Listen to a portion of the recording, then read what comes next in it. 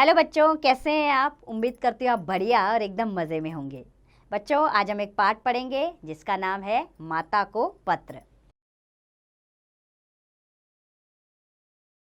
नेताजी सुभाष चंद्र बोस की माँ प्रभावती एक सुशिक्षित महिला थी।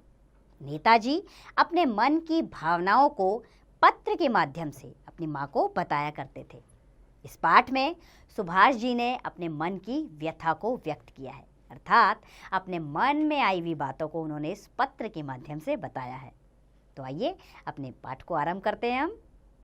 अध्याय 9 माता को पत्र। रांची, रविवार। आदरणीय माँ, मुझे काफी समय से कोलकाता के समाचार नहीं मिले हैं। आशा करता हूँ कि आप सब स्वस्थ होंगे। मैं समझता हूँ कि आपने शायद समयाभाव के कारण पत्र नहीं लिखा है। क्या आपने मेरा पिछला पत्र पढ़ लिया था? अगर नहीं पढ़ा तो सचमुच मुझे दुख होगा। माँ, मैं सोचता हूँ कि क्या इस समय भारत माता का एक भी सपूत ऐसा नहीं है जो स्वार्थ रहित हो? क्या हमारी मातृभूमि इतनी अभागी है? कैसा था हमारा स्वर्णिम अतीत और कैसा है यह वर्तमान? वे आर्य वीर आज कहाँ हैं जो भारत माता की सेवा के लिए अपना बहुमूल्य जीवन प्रसन्नता से न्योछावर कर देते थे? आप माँ हैं, लेकिन क्या आप केवल हमारी ही माँ हैं? नहीं, आप सभी भारतीयों की माँ हैं।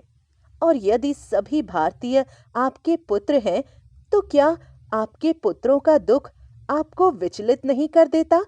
क्या कोई भी माता इतनी हृदयहीन हो सकती है?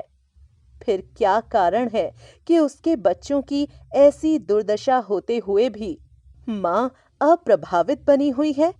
मेरी माँ, आपने सभी देशों की यात्रा की है। क्या भारतीयों की वर्तमान दशा को देखकर आपका हृदय रक्त के आंसू नहीं बहाता? बोलो माँ, हम कब तक सोते रहेंगे? हम कब तक अनावश्यक चीजों को लेकर खिलवाड़ करते रहेंगे? क्या हम अपने देश का रुदन देखते रहेंगे? अब और प्रतीक्षा नहीं की जा सकती। हमें अपनी जड़ता से जागना ही होगा। लेकिन कैसा दुर्भाग्य है कि भारत माता की बहुत कम ऐसी संतानें हैं जो आज के स्वार्थपूर्ण युग में अपने निजी हितों को पूरी तरह से त्याग सकें और माँ की सेवा के लिए समर्पित हो सकें। हमें मनुष्य जीवन मिला है और साथ ही बुद्धि, चेतना और आत्मा जैसे गुण मिले हैं। लेकिन इन सब के होते हुए भी यदि हम पशुओं के समान खाने और सोने से संतुष्ट रहें, इंद्रियों के दास बने रहें, केवल अपनी चिंता करें, तो हमारे मनुष्य रूप में जीने की क्या सार्थकता है? क्या वह जीवन जीने योग्य है जो दूसरों की सेवा में समर्पित ना हो? माँ, आप जानती हैं मैं आपको यह सब क्यों लिख रहा हूँ। आप ही कहें, यह सब बातें मैं किससे करूं? कौन मेरी बातें सुनेगा? कौन इन्हें गंभीर मानेगा? जिनका जीवन स्वार्थ से प्रेरित है, वे कभी इस प्रकार सोच नहीं सकते, क्योंकि वैसा करने पर उनके स्वार्थ पर आंच आएगी। लेकिन एक माँ का जीवन स्वार्थ रहित होता है। अगर कोई माँ अपने बच्चे से कहे कि तुम अपने आप से संतुष्ट रहो, तो कोई क्या कह सकता है?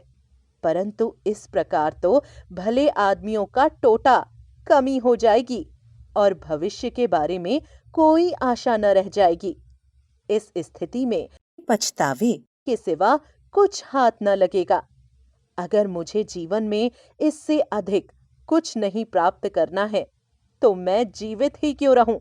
मेरी प्रभु से प्रार्थना है कि मैं संपूर्ण जीवन दूसरों की सहायता में बिता सकूं। मुझे आशा है कि वहां सब कुशल से होंगे। यहाँ सब सानंद हैं। कृपया मेरा प्रणाम स्वीकार करें और इस पत्र का उत्तर अवश्य ही दें। सदैव आपका प्रिय पुत्र सुभाष। तो उम्मीद करती हूँ बच्चों आपको ये पाठ समझ आया होगा और बहुत अच्छा लगा होगा।